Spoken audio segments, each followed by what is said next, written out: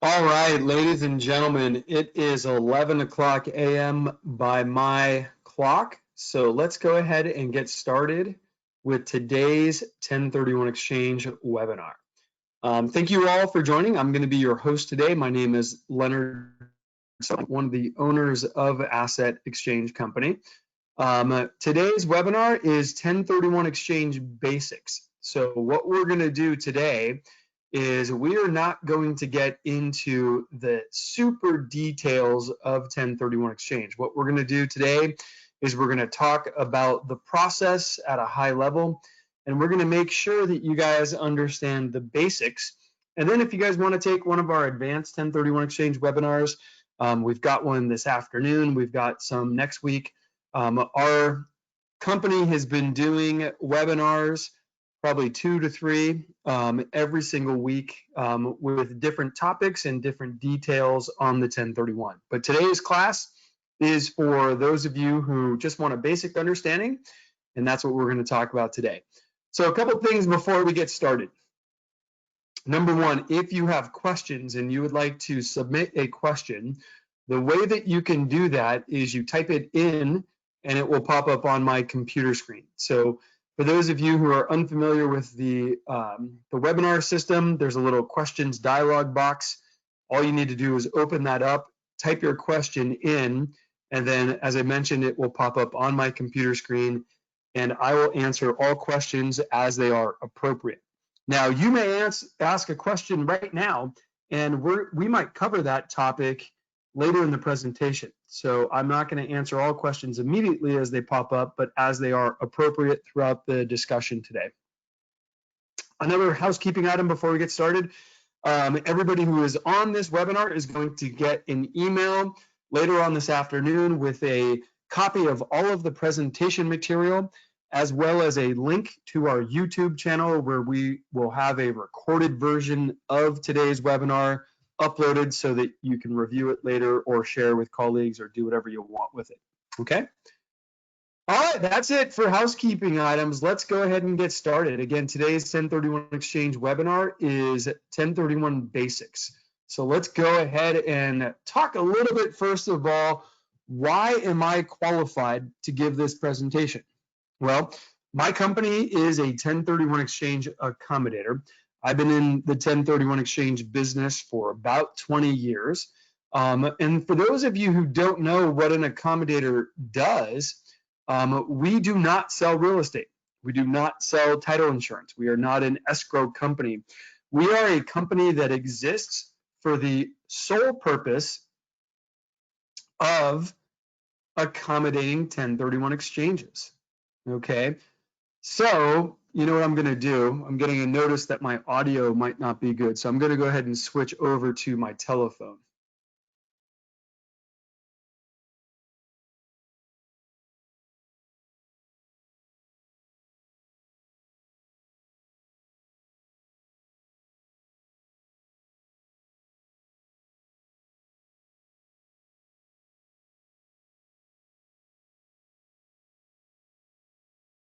All right, well, I switch over my audio. Sorry about that.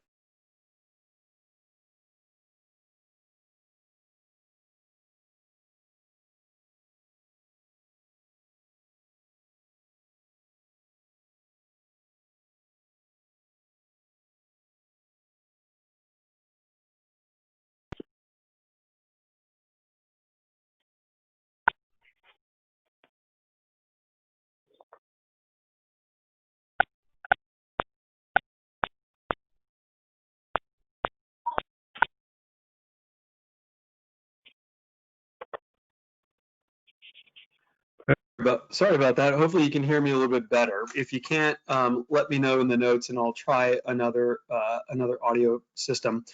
But we're a 1031 exchange accommodator. And what that means is when you do a 1031 exchange, you work with us. And for those of you who have never worked with a 1031 exchange company before, what we do is we hold all of the sale proceeds from the sale of your property. We prepare all the required legal documentation. And very importantly, we make sure that you are in compliance with the rules and regulations regarding the 1031 exchange process. Now, as an exchange company, we have been doing business since 2006. Now, I've been in the industry for about 20 years, as I mentioned, but I started this company 14 years ago with my business partner, who is a tax attorney and a member of the California Board of Accountancy and the state bar. One of the unique things about my company is that we do provide all of our clients with free audit support if they get audited on their 1031 exchange. And this is important because if you get audited, you're going to have two choices. Number one, if you work with us, you call us up and we help you out.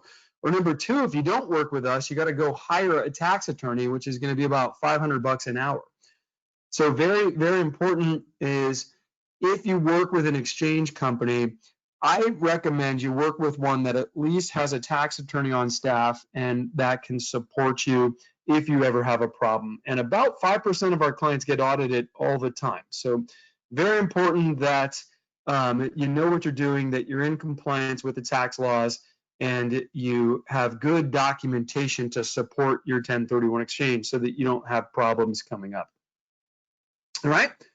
Now, again, today's class is our 1031 exchange basics. So what the heck is a 1031 exchange? Well, Section 1031 of the Internal Revenue Code allows an investor to defer the capital gains tax on the sale of an investment properties. Section 1031 has been called one of the greatest single wealth building tools available to an investor. Now, Section 1031 has been on the tax books since the early 1900s, but really got into its present form back in 1972 with a tax court case called Starker versus the Commissioner, which allowed us to really use 1031 exchange to its full kind of capabilities. Excuse me, I do have a question from Alberto, and Alberto says, hey, there are proposals to eliminate 1031 exchanges, and right now, there is nothing on the books to eliminate 1031 exchanges. There's no tax reform being suggested to get rid of 1031, but I'll tell you that it can happen depending on who gets elected. It can happen depending on who is in Congress and what laws get proposed don't always get implemented. So I will tell you that we had a proposal under the Trump administration to get rid of 1031, and it wasn't a Trump proposal, but it was a Republican tax proposal, and the National Association of Realtors lobbied pretty hard, and that provision to do away with 1031 exchange was eliminated. So every single cycle, every single political cycle, we get threatened. And I've been doing this for 20 years, and I plan on doing this for another 20 years. I don't think they're going to ever have the political power to eliminate 1031 exchanges. So very good question, but I think we've got a lot of power politically, and I don't see 1031 exchanges going away anytime soon. So good question, Alberto, and thank you for that question. So again, Section 1031, a very powerful piece of the tax code, allows you to defer the capital gain tax when you sell an investment property. And why is that important, ladies and gentlemen? Well, that is important because the current tax rate that you pay when you sell an investment property is about 33%. So that can be hundreds of thousands of dollars that go to the government every time you sell an investment property. Now, with Section 1031, you don't have to pay that tax bill. You get to keep the money that would have gone to the government in your pocket and use that money to go out and leverage into bigger and better properties. So it is a fantastic way to build wealth if you're looking to build wealth in real estate. All right. But you got to adhere to a lot of rules and guidelines, and we're going to talk about those. All right. So 1031 guidelines, 1031 ways to accomplish what you want to do. Let's talk about that. When we're talking about 1031 exchange, there are different ways to structure your transaction. All right. Before 1972, it was thought that the only way to do an exchange was to sell a property and buy a property on the same day. Now, that's not easy to do. So we didn't see a lot of people doing 1031 exchanges prior to 1972. But because of a tax court case, as I mentioned earlier, called Starker versus the Commissioner, in 1972, the government granted us the ability to do what we call delayed exchanges. And that is where you sell a property today and buy replacement property in the future. All right, 95% of all 1031 exchanges are delayed exchanges. Okay, this is the easiest and most common way to accomplish your transaction. It's also the most affordable way to do an exchange. All right, you sell today and you buy in the future. Okay, so this is really what we're going to talk about today, because most people who are on this call today are going to do delayed exchanges. They're not going to do simultaneous exchanges. Those are difficult because you got to sell and buy in the same day, although you might do a simultaneous. Okay, so most exchanges are delayed exchanges, and that's what we're really going to focus on today. However, there are a couple other ways to structure your 1031 exchange, and these are pretty complex. And only about 5% of my business are these other ways to structure your transaction. So let's talk briefly about those. The first way is with what's called a reverse 1031 exchange.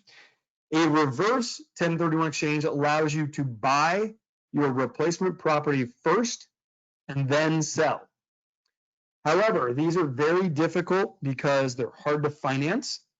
There are additional expenses and transfer taxes involved, and we have to become the buyer of the property for you. A reverse exchange, you can't just go buy a property first. We have to become the buyer for you. So these are very difficult to get done, and we do not do a lot of reverse exchanges. And then the last way to structure your transaction is with what's called a construction or an improvement exchange. And this is where you use your 1031 exchange dollars to build or improve a property. Now, again, these are very tricky to do. They're more expensive, and we have to also become the buyer of the property for you. So these two exchanges here, I want you to know that they are possible, but they are very difficult and not a lot of people do them.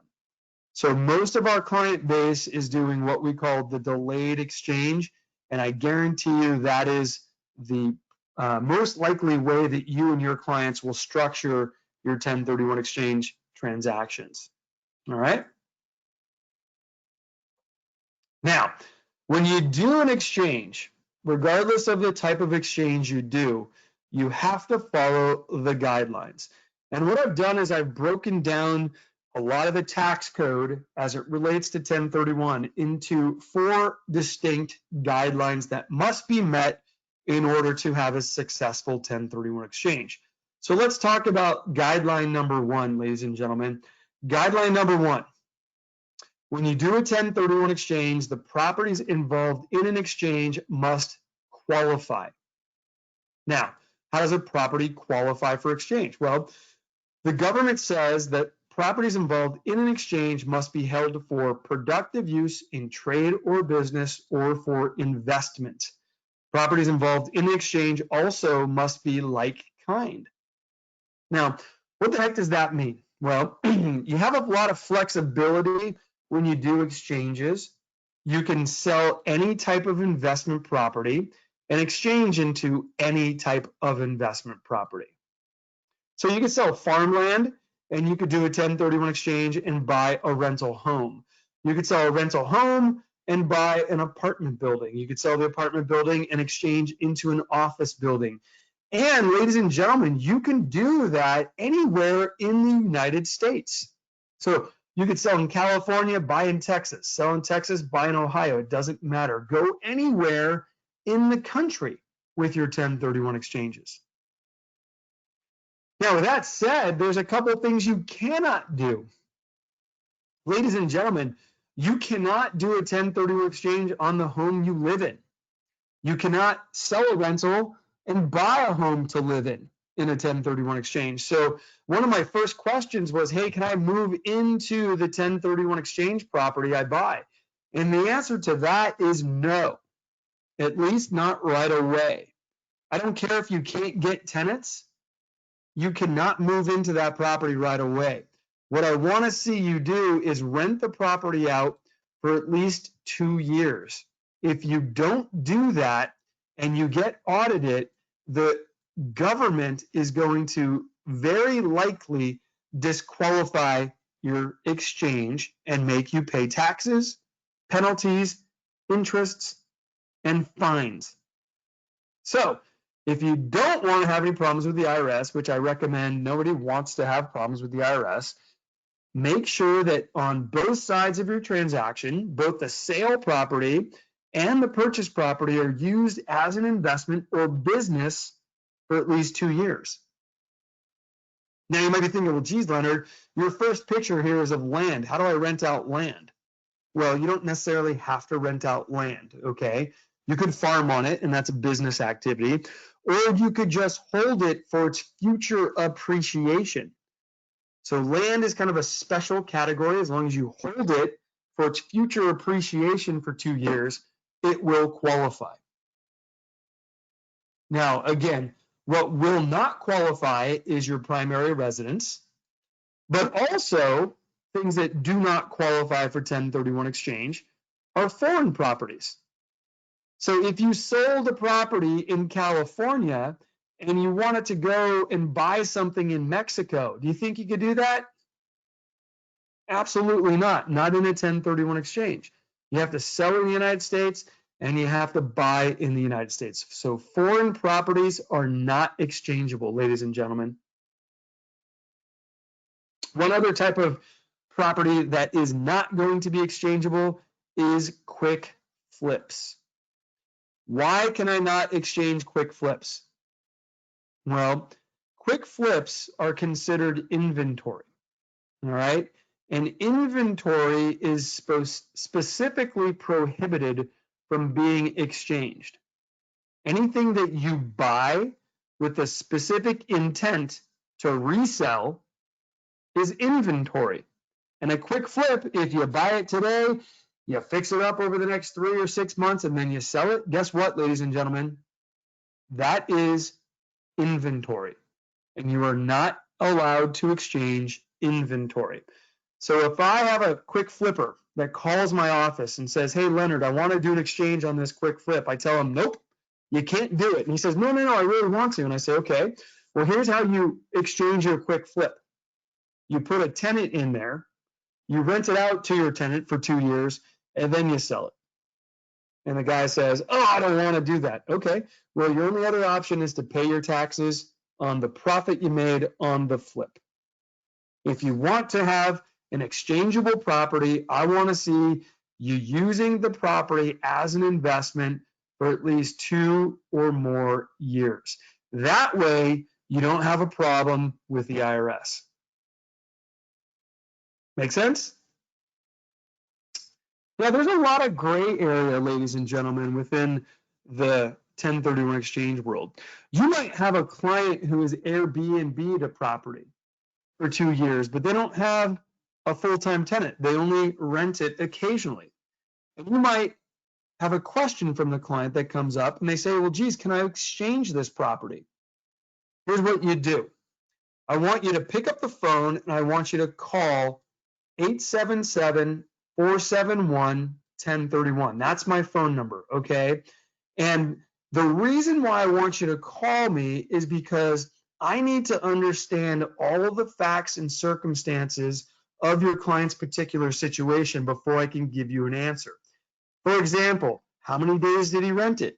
Did he ever use the property personally? If so, how much?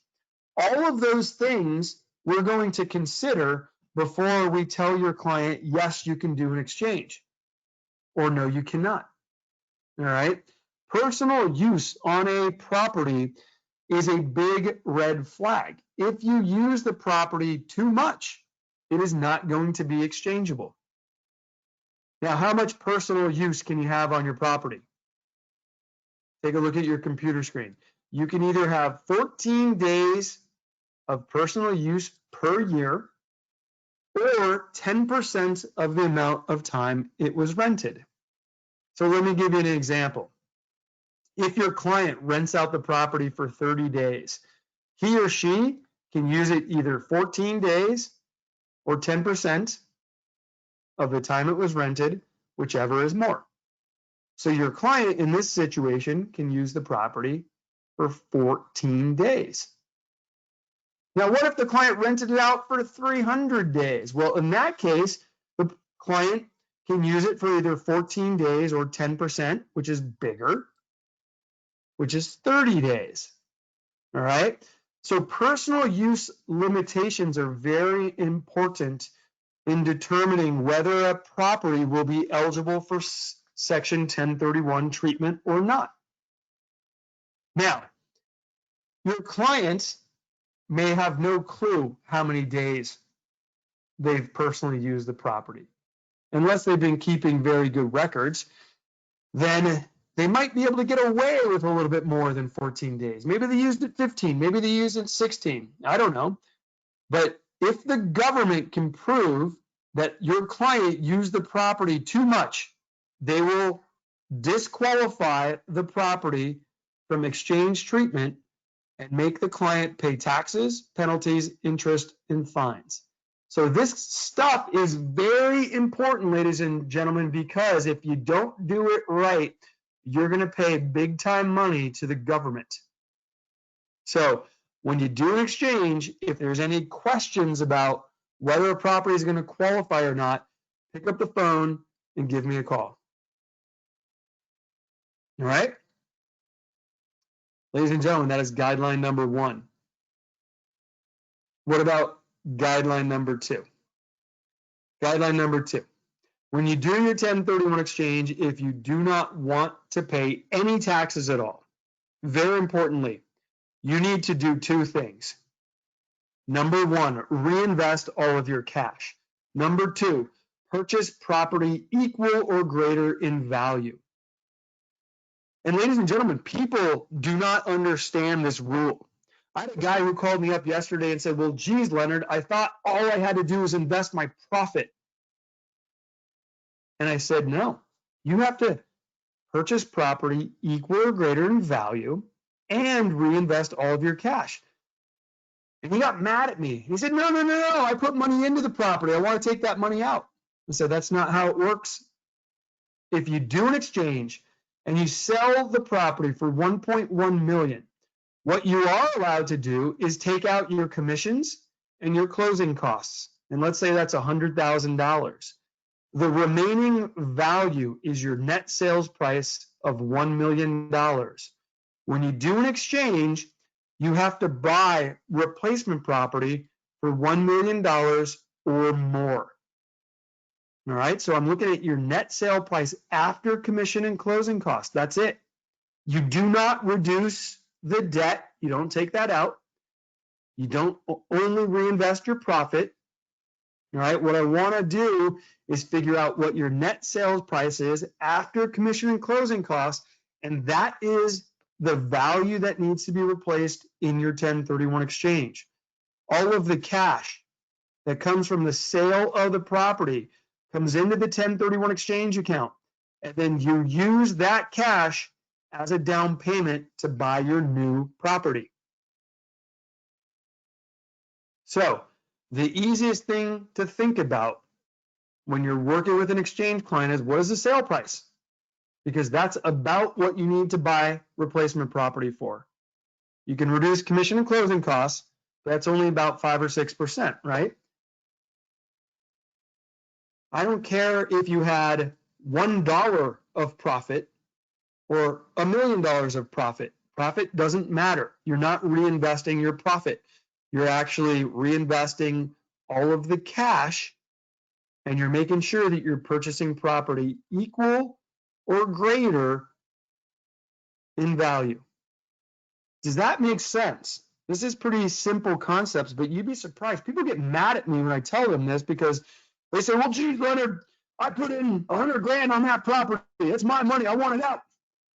Well, I'm sorry, buddy, that's not how the rules work, okay? If you want to do an exchange, all of the cash, even your original 100 grand, has to be moved over to the new property. Follow the rules, you get the tax break.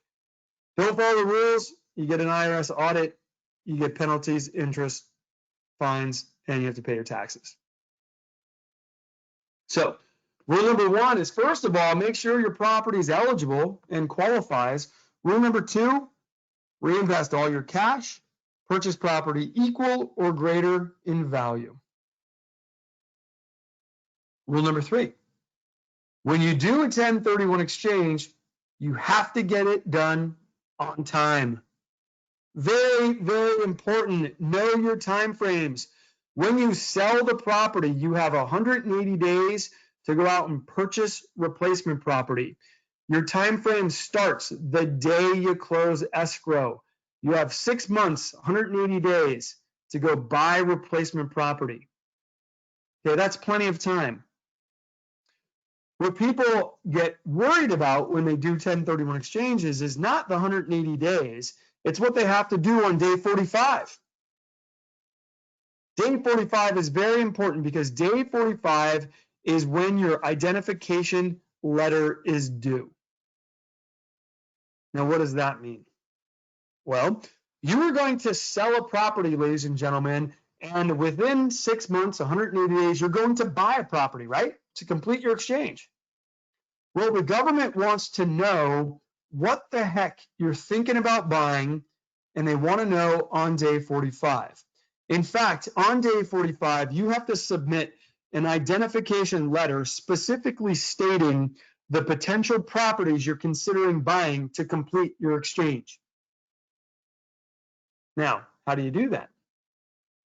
Well, of course, being the IRS, they have provided rules on how to identify. Identification must be done in writing and in accordance to one of the IRS rules. All right. This is the identification letter that we provide our clients so that they can fill out everything in writing, sign it, and send it back to us. And when they fill out this letter, they have to specifically state which rule they're going to use. And which rule they use is really up to them. Let me discuss the options for you. Option number one on filling out your identification letter. You can use the 3 property rule, and when you fill out your identification letter, you could submit 1, 2, or 3 potential properties. And that's it. So these properties can be of any value, and as I mentioned, anywhere in the country. But once you submit your list of 3 on day 45, that is it. You have to buy from that list. Now you might be thinking, well, geez, Leonard, this is a pretty competitive market. There's not a lot of inventory. What if property number 1 gets sold to someone else? Can I replace it with another option? No, not after day 45. Well, geez, Leonard, property number 2 burned to the ground in a fire on day 47. Can I replace it? No. You have 1 property left on your list. And if you cannot get into contract and purchase and close on that property, you do not have a valid 1031 exchange. So, ladies and gentlemen, very, very important that you identify properly with suitable property that you have a very good chance of closing on. In fact, this is what I want you to do. I don't even want you to identify. I want you very early in your exchange process, I want you to get in contract right here. And 30 days later, I want you to close. If you do that, you don't even have to worry about identifying. Your exchange is done. Now, that's not always realistic, but the sooner you start looking for suitable replacement property in your exchange, the better. If you get to day 45 and you are not in contract and you use the 3 property rule, well, then you get 3 bites at the apple. Now, some of you might be thinking, well, geez, that's a bummer. What if I want to buy 4 properties? Or I'm going to sell a $2 million property in California, and I want to go out and buy 10 properties in Texas. How the heck am I going to do that? Well, the government allows us to identify 3 properties if we use the 200% rule. The 200% rule says, hey, you can go out and identify as many properties as you want. No limit on the number. Unfortunately, however, the government has limited the total value of the real estate that you identify.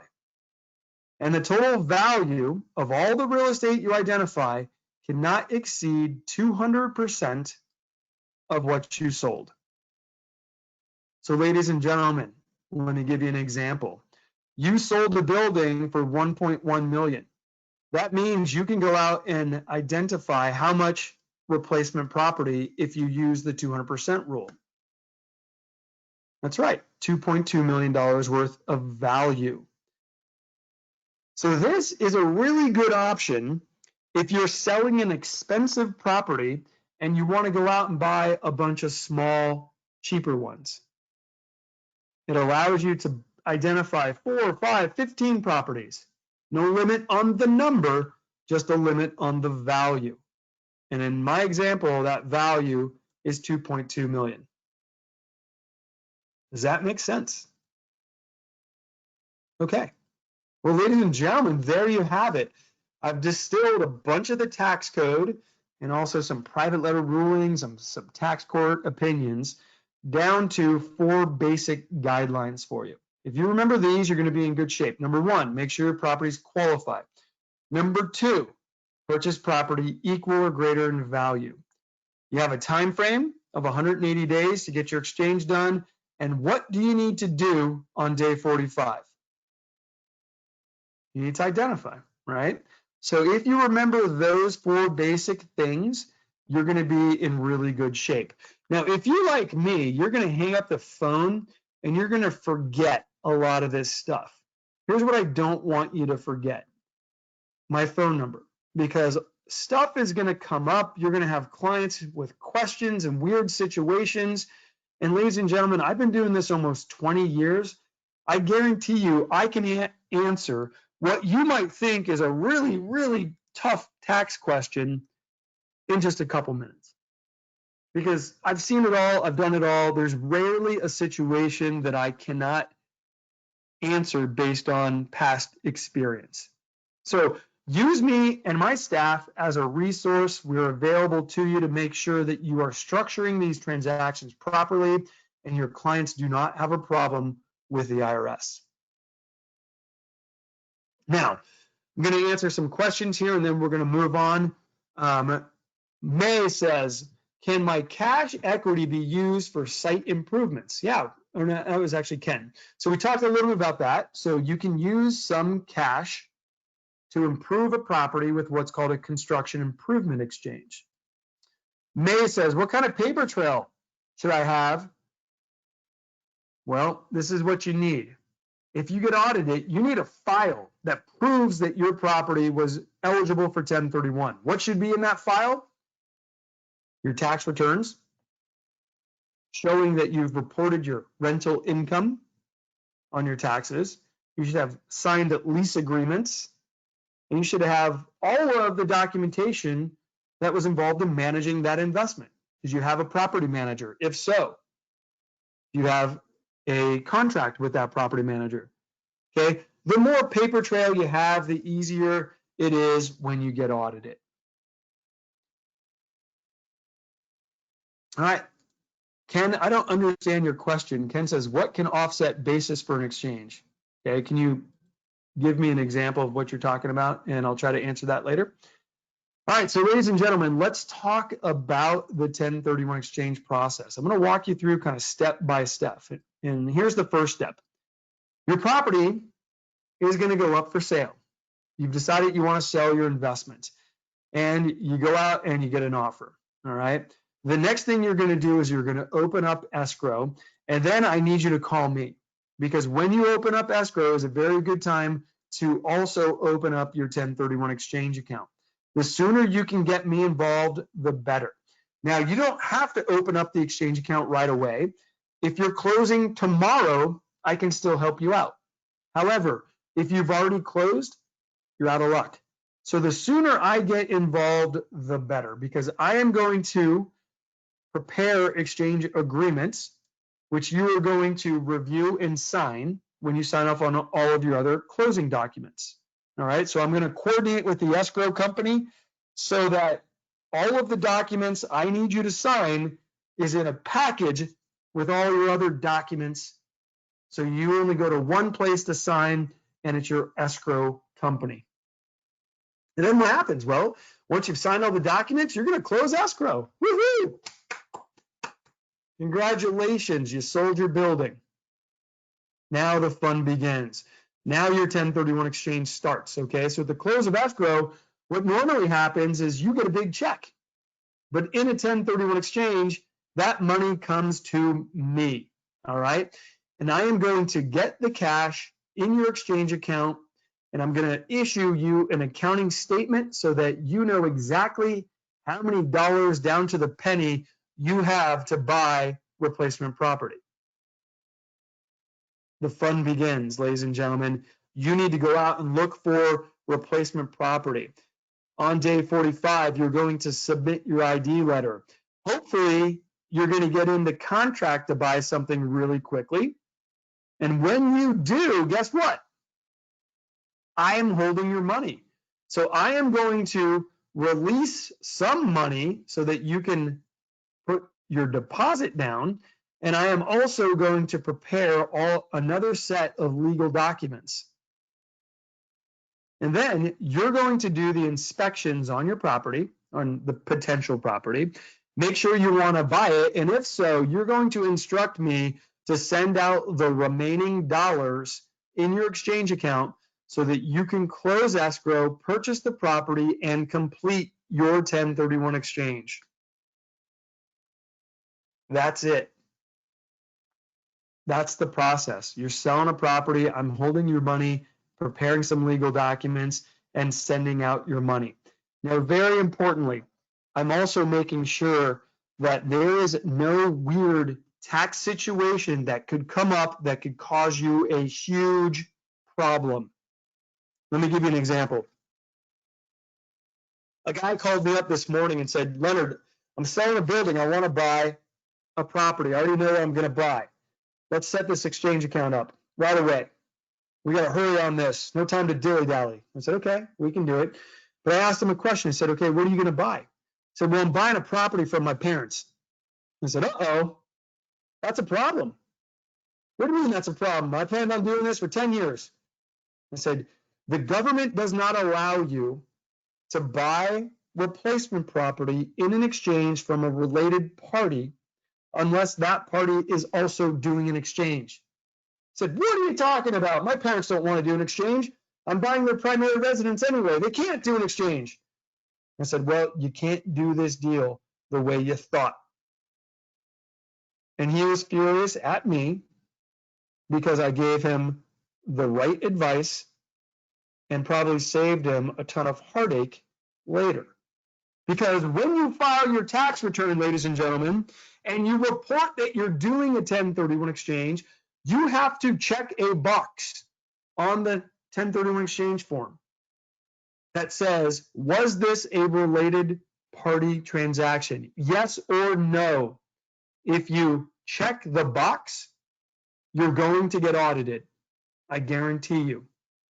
If you don't check the box and it is a related party, well, that's tax fraud. And that's a criminal offense. So although you might be thinking, well, geez, Leonard, all you're doing is holding money and drawing up some legal documents, my role is much more important than that. I save you hundreds of thousands of dollars in tax problems, and I do it every day. All right? So you want to work with a company that knows what the heck they're doing because it's important and it's going to save you a lot of heartache if you ever end up in an audit. All right. So we've got some questions that have popped up on the computer screen. So I'm going to go ahead and answer those. So the first question is from Ken. He says, can closing costs and site improvements be used to lower the basis? No. So ladies and gentlemen, let's talk about basis. I'm going to need a clean screen to draw. So let's go to here. So you can ignore this for now. So when you buy a property, ladies and gentlemen, what you pay for the property is the starting point for your basis. So let's say I bought a property for $100,000. All right. And then later I went and I put $25,000 of improvements into the property. Well, that's going to increase my basis. And over time, I depreciate the property. Okay, that is going to lower my basis. So let's say I've taken $15,000 of depreciation. So after all is said and done, my basis is $110,000. If I sell the property for anything above my basis, I have gain that is taxable. So improvements increase your basis and depreciation lowers your basis. Now this is getting into the weeds, and this is not really something I generally talk about during a basics 1031 class, but it is something that Ken asked, so there you go. All right, Annette says, what if you refinanced the property and pulled out money? Now you want to do an exchange? Well, that's a good question. So let me give you an example here. Annette bought a property for $100,000. The property is now on the market for $1 million, all right? So Annette has how much profit? We're not going to factor in any improvements or any depreciation. We're going to say that she has $900,000 of profit. Well done, Annette. But the problem is, Annette went out and refinanced the property when it was worth $1 million. So she took out $900,000 of cash. Okay, that cash, Annette likes boats, so she went out and bought a boat. She went on vacation.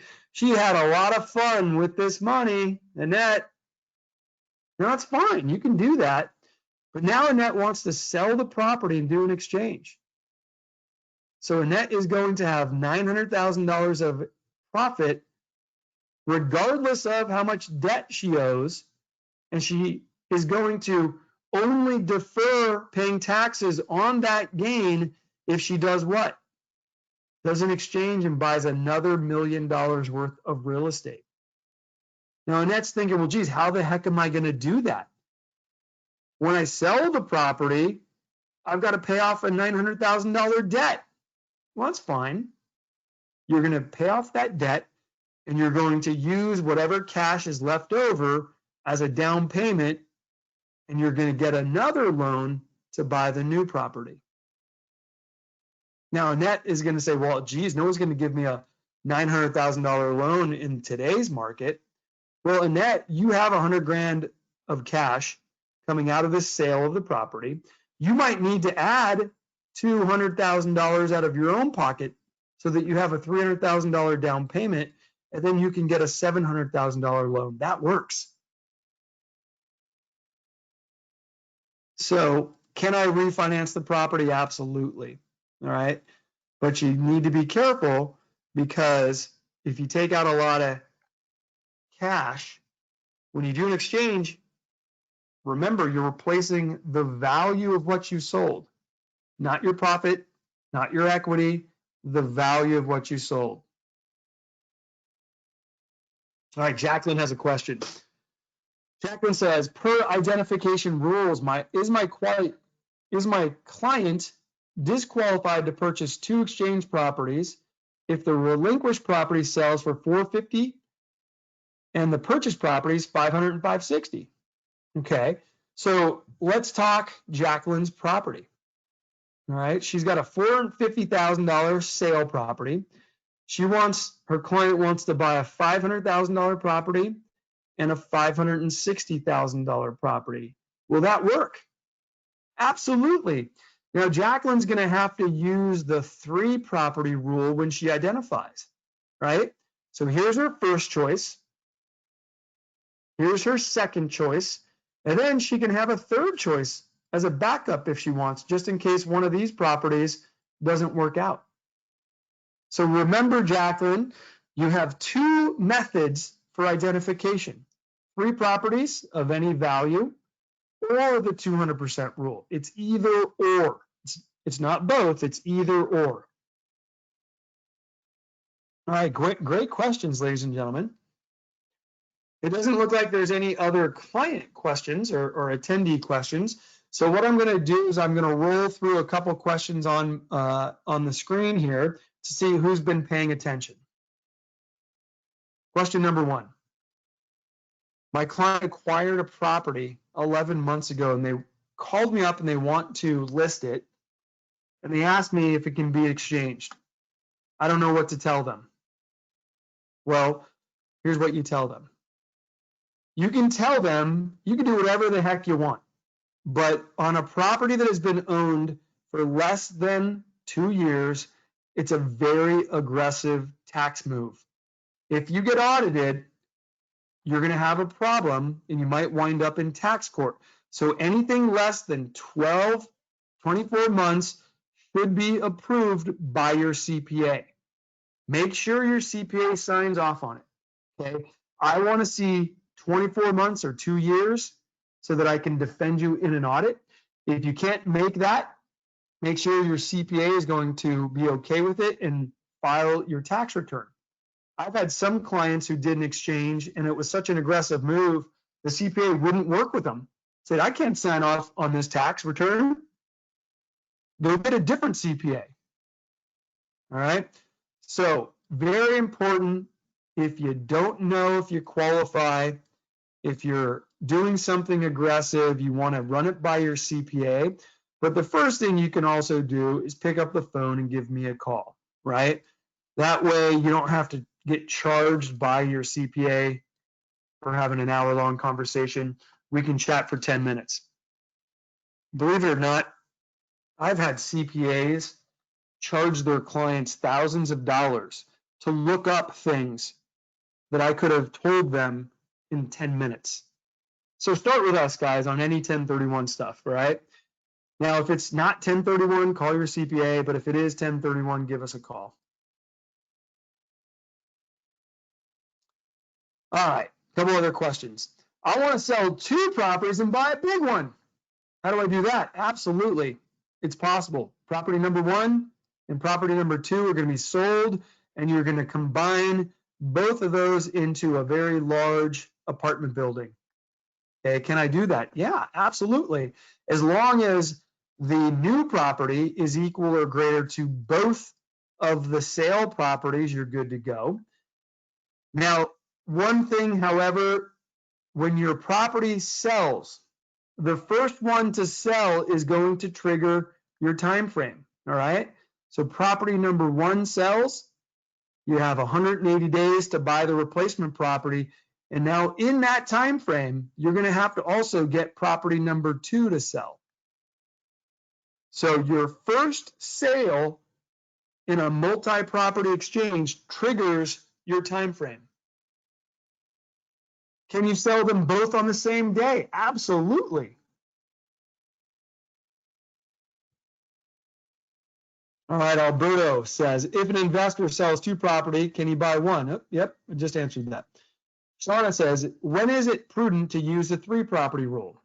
It is prudent to use the 3 property rule when your client is not going to go out and buy a bunch of small properties. Most of my clients sell 1 property and buy 1. And when they do that, they sell usually for $1 million. That's the average sale price in my office. And then they buy something for a little bit more than $1 million. And if you're going to do that, you use the 3 property rule. The only time you use the 200% rule is when you go out and you sell for $1 million and you want to buy a bunch of small properties, right? Maybe you go out to Texas and you want to buy 5 $200,000 properties. That is when you use the 200% rule. Otherwise, the 200% rule is not very useful. All right, last question. Alberto says the new property have to be multi-units. No, you can buy whatever you want, Alberto. It could be a rental home, could be a piece of land, could be an office building. And then Tom says, can I use the reinvestment property to rent out to my family member? Good question. Okay, again, this is why I get paid the big bucks, right? Because I know the answer to all these questions. Tom can rent his replacement property to his family member, provided that family member is an adult. Okay, it cannot be your 7-year-old child. The adult family member should pay you fair market value rent, or pretty darn close to it. If you rent a $2 million property to your brother for $100 a month, that is not a legitimate investment, and the IRS will disqualify that. All right. So that $2 million property should rent out for 10 grand a month. You should charge your brother anywhere from $8,000 to $10,000 a month so that you can justify it as being a legitimate rental. Doesn't have to be exactly fair market value. You can give them a little bit of a discount, but don't make it egregious.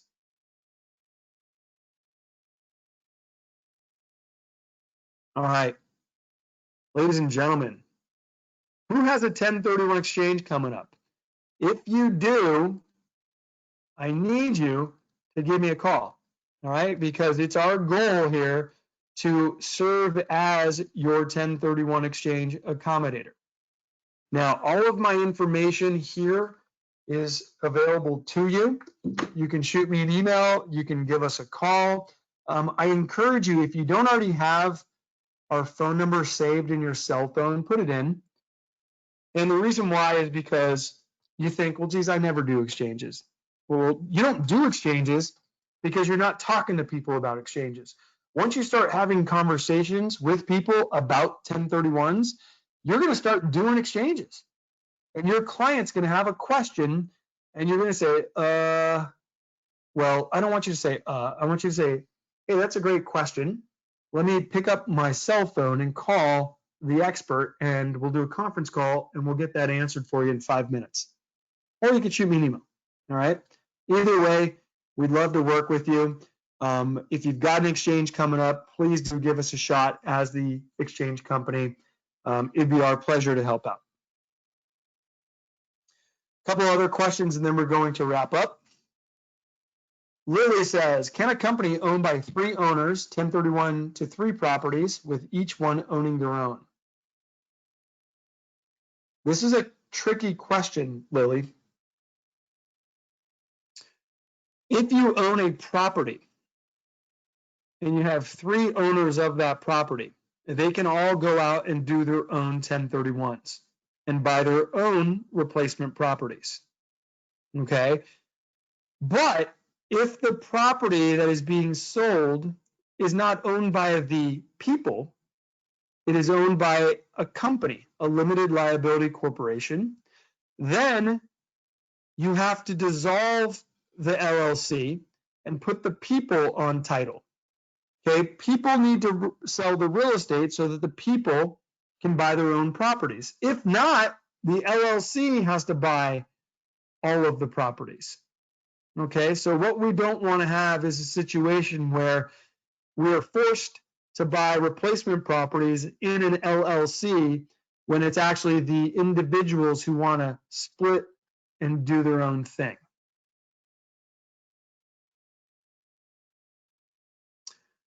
All right, last question, 2 more questions. If you exchange 5 units, do all 5 units have to be completed in 180 days?